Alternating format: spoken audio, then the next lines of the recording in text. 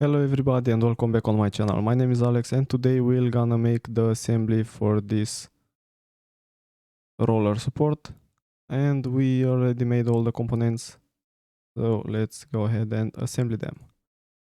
Let's open a new SolidWorks document, select here assembly, press here OK, and now let's import all the components that we made. You should have 5 of them. Press here OK, open actually, and click once for each of them to place them. Alright, let's make this plain white, and now let's start the assembly. First select this face with this one and select here concentric. We'll go ahead and reverse here the direction. And now select this face from this and with this one and select here coincide.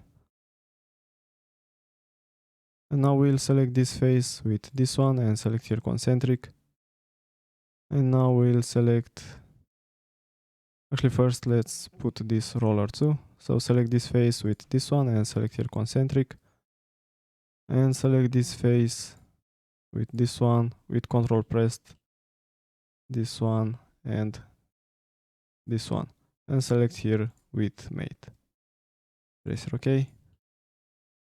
And now select this face with this one from the base and select here coincident. Alright, now let's also put this washer. We'll select this face with this one and select here concentric. And now select this one with this one. Or we can leave it like this, maybe.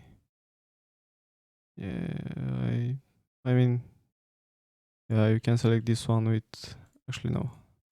This one with this one and select here coincident and select here reverse the direction. Okay.